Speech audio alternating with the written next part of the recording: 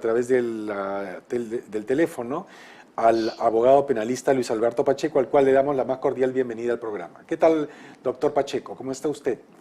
Muy buenas noches, un placer estar con ustedes en el programa de esta noche y aquí quedo a vuestra disposición.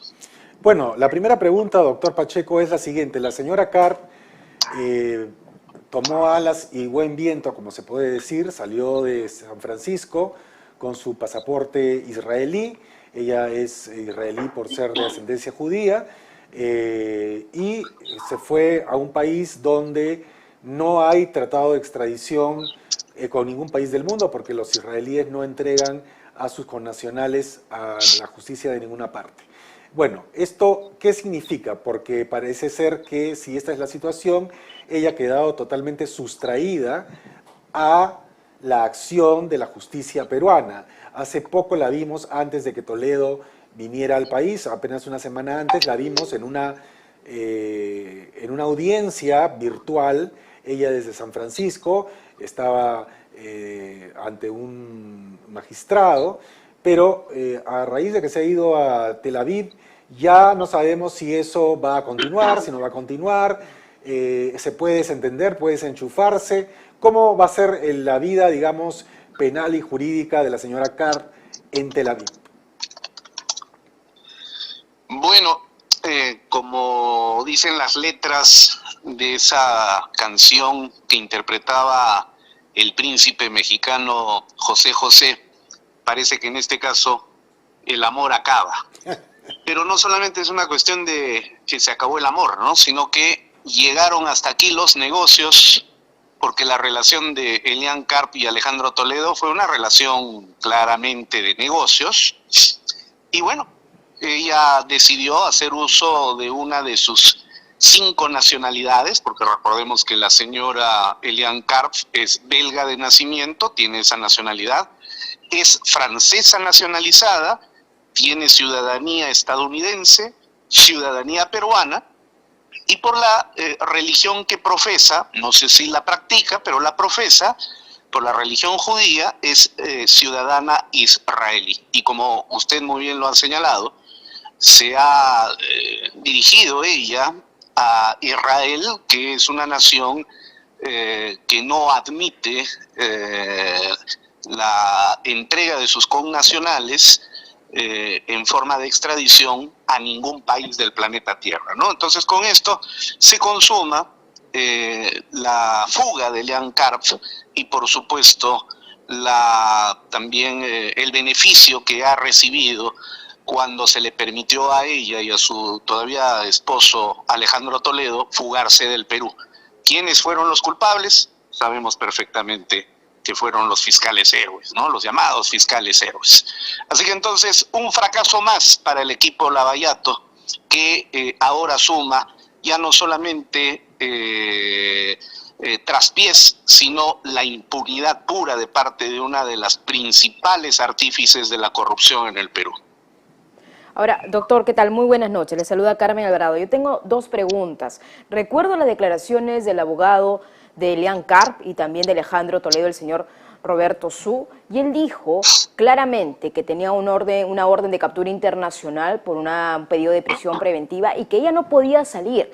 En todo caso, no tenía impedimento, pero si salía, la capturaban, ¿no? Tenía una orden de Interpol. En ese sentido, la estrategia legal, pues, de Elian Karp puso un poco de paños fríos en los medios de comunicación con respecto a esa figura. Ahora se encuentra en Tel Aviv. Esa es una primera situación que me gustaría su comentario. Y la segunda es la siguiente. El doctor Rebasa, el abogado, el jefe de la cooperación internacional del Ministerio Público, ha dicho que todavía se puede entablar algún tipo de negociación con Israel, como abriendo la esperanza, ¿no? O esa luz en el túnel, para ver si se puede, a través de la reciprocidad, pues extraditarla. ¿Cuál es su comentario? Porque he conversado también con otros abogados expertos en extradición y dicen que eso ya es casi imposible. ¿Cuál es su perspectiva? A ver, con respecto a la primera pregunta, aquí acontece la misma lógica que utilizó Alberto Fujimori cuando fugó del país el año 2000 y se dirigió al Japón haciendo uso de su ciudadanía japonesa. Recordemos que el Japón es un país que no admite la extradición de sus connacionales. Siendo Alberto Fujimori japonés, jamás iba a ser extraditado al Perú. Y esa es la misma lógica que ha utilizado Elian Karp. Ahora, cuando el doctor Rebasa señala que todavía existe algún tipo de posibilidad de negociar con el Estado israelí, esto me recuerda a esas reflexiones de los opinólogos futbolísticos cuando indicaban que el Perú todavía podía entrar matemáticamente a los mundiales previos al del 2018.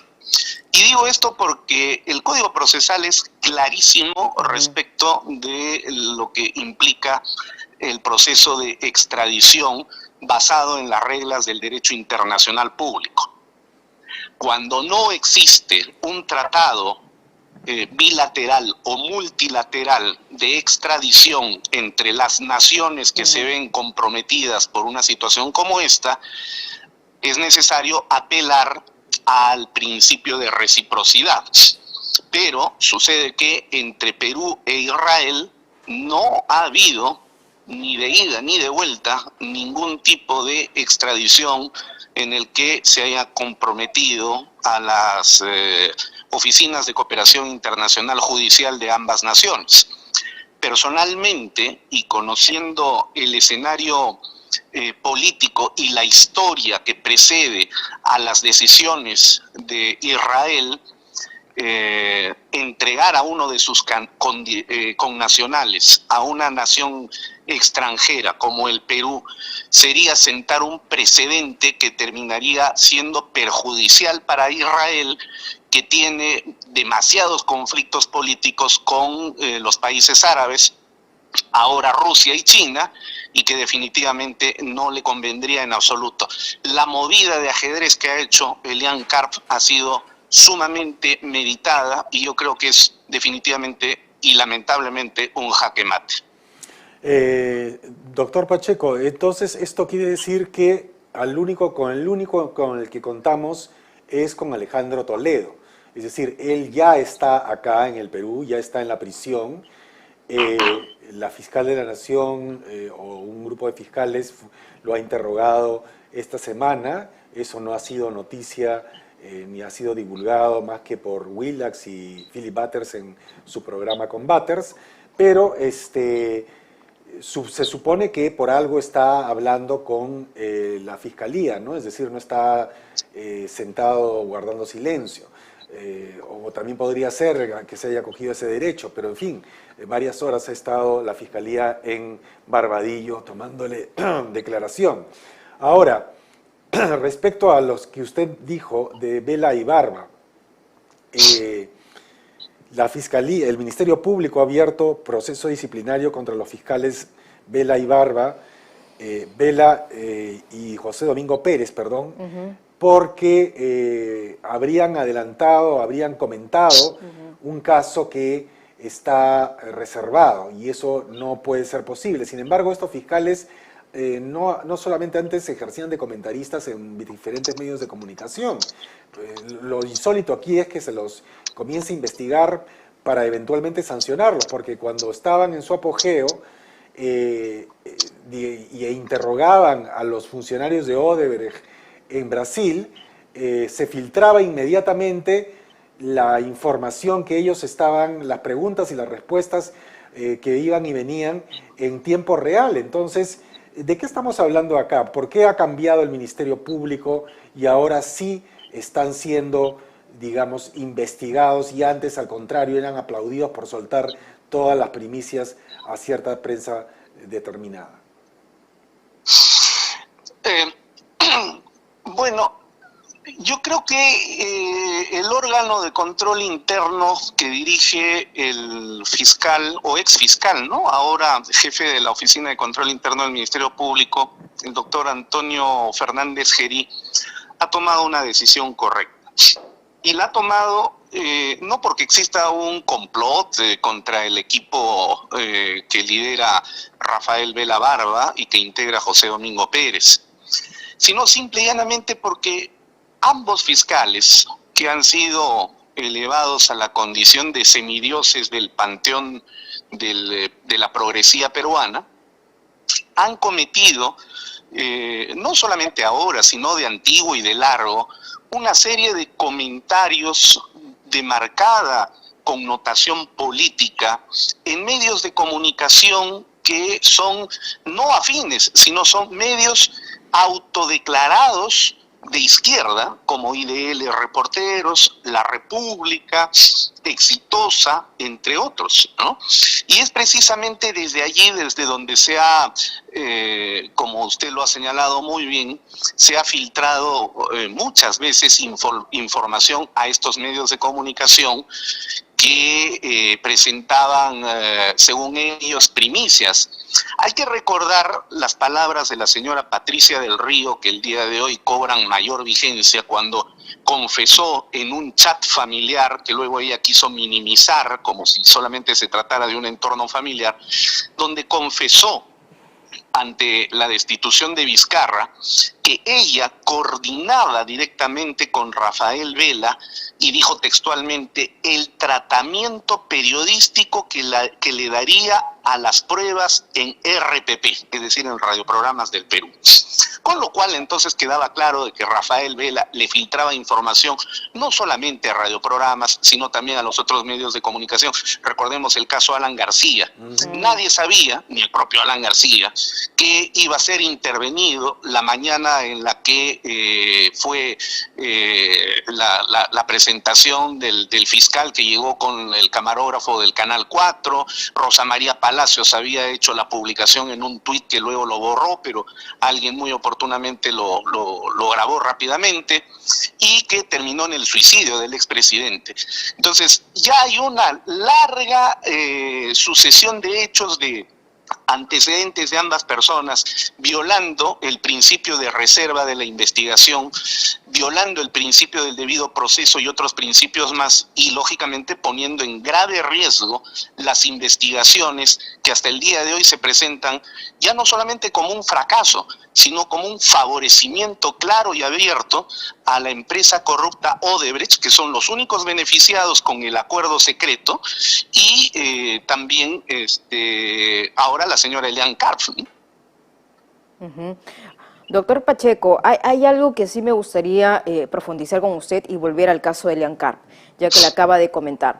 A ver, muchos de nuestros televidentes oyentes dirán, bueno, Alejandro Toledo ha sido extraditado, pero hay que diferenciar dos cosas, ¿no? Una cosa es el cuadernillo de la carretera interoceánica, y precisamente el juez estadounidense Thomas Hickson pues comenzó a evaluar este caso de extradición, pero otro caso es el caso Ecoteva, y fue presentado, según también lo que dijo el doctor Rebasa durante las últimas horas, que se presentó en el año 2021. Entonces, yo le pregunto para que quede claro, el accionar del Estado peruano, ¿hasta qué punto hay una responsabilidad y por qué se da ese jaque mate? Porque lo que dice el Ministerio Público es que nunca recibieron una respuesta por el lado estadounidense. Entonces, ¿hasta qué más? ¿Cuál es el terreno viable o lo que no se hizo por parte del Estado peruano para que finalmente Elian Karp termine en Tel Aviv, en Israel? Mira, el requerimiento de prisión preventiva contra Alejandro Toledo fue presentado en diciembre del año 2016 y extendieron ese requerimiento de tal manera que finalmente el juez Richard Concepción Carhuancho declaró fundado el requerimiento el 9 de febrero del año 2017. Así es. Pero ya para eso se le había dado pues el plazo prudente y se le había alertado a Alejandro Toledo, eso queda ya clarísimo, tarde o temprano se va a descubrir la comunicación para que este señor fugara a los Estados Unidos. Así que entonces ahí hay responsabilidad de parte de algunos funcionarios fiscales, específicamente del Ministerio Público, que facilitaron la fuga de Alejandro Toledo y de su esposa. Ahora, yo quisiera ensayar en este escenario una hipótesis que la lanzo de esta manera y que la someto, por supuesto, al escrutinio y al análisis. Me da la impresión que Alejandro Toledo está dispuesto a empezar a, como se dice normalmente en el argot delictivo, a cantar, es decir, empezar a delatar a las personas. Porque él es un hombre pragmático y con seguridad. Si se le impone una condena por los delitos por los cuales ha sido extraditado, que son tráfico de influencias, colusión y lavado de activos, mínimamente le esperan 31, 32 años. Es decir, él tendría que morir en la cárcel. Un hombre pragmático como Alejandro Toledo no puede permitirse morir indignamente en la cárcel. Va a negociar. Por eso es que hay mucha preocupación. Hoy día una periodista dijo que se iba de vacaciones y ya regresaba. En realidad se está fugando, como muchos otros, ¿no? Entonces, me da la impresión que dentro del negocio, y esta es la hipótesis que someto al escrutinio, que el señor Alejandro Toledo confía en que la Fiscalía acepte una confesión sincera y una delación premiada que le permita ser sancionado con algunos pocos años de carcelería y luego de cumplirlas, quizás se le conmute lo que ya ha vivido en la clandestinidad, dirigirse a Tel Aviv para reunirse con su esposa, que tiene los recursos económicos, que los ha trasladado con seguridad a las cuentas que ellos poseen, y bueno, terminar de vivir sus días pues en paz y en tranquilidad, ¿no? Esa es la hipótesis que yo, en términos lógicos, más o menos puedo deducir de la situación que estamos viviendo en este momento. Habrá que esperar al paso del tiempo para verificar si esta hipótesis tiene o no validez. Ahora, ¿a quiénes afectaría esa hipótesis, doctor Pacheco? Porque evidentemente si habla Toledo va a hablar sobre otras personas, no va a hablar sobre él. Muchos están temblando. Entonces va a hablar sobre ministros, periodistas, hombres de empresa, que digamos lo han cortejado en sus buenos momentos o han sacado algún tipo de provecho con sus relaciones con el poder en el momento en que él era presidente. Entonces, ¿a quiénes afectaría esta hipótesis suya? Bueno, a muchos periodistas y a muchos políticos, sin duda alguna, ¿no? Como ustedes recordarán, hace varias semanas atrás, lamentablemente se filtró una parte del video de la diligencia en la que se recibió la declaración del señor Barata, en la que yo le formulé preguntas respecto de unos señores que son operadores políticos de la izquierda caviar del Perú y que se disfrazan de periodistas, ¿no? Específicamente el señor Gustavo Gorriti y el señor Gustavo Mome, ex topo de Vladimiro Montesinos. Y cuando iba yo a continuar con la pregunta por otros periodistas más, la abogada de la procuradora me impidió realizar este trabajo. Ahora, ¿por qué realicé yo estas preguntas? Porque una semana antes el señor Ricardo Boleiro, también directivo de Odebrecht, había declarado que habían periodistas que trabajaban bajo la dirección directa del señor Barata, pero no los conocía y dio codinomes. Por eso es que yo empecé a preguntar, no es por otra cosa. Y ya ve usted cómo se han preocupado rápidamente para salir a difamarme, a calumniarme y a demostrar los estrechos vínculos que estos operadores políticos que se disfrazan de periodistas, es decir, Gorriti y Mome, tienen con José Domingo Pérez, que es quien dirige la investigación. Se ponen sumamente nerviosos. Ahora José Domingo Pérez está postulando para ser juez superior, es decir, abandona el barco cuando ya empieza a hundirse. Se preocupan ellos, lógicamente se preocupa Barata, se preocupa Odebrecht, porque así como van las cosas y en el momento en el que Toledo empiece a declarar para salvar su vida y su libertad, definitivamente aquí va a haber un terremoto de 9 grados. Bueno, doctor Luis Alberto Pacheco, abogado penalista, le agradecemos mucho su participación en el programa, que nos ha quedado clara su posición y bueno, esperemos pues que la justicia llegue donde tiene que llegar. Y esperamos ese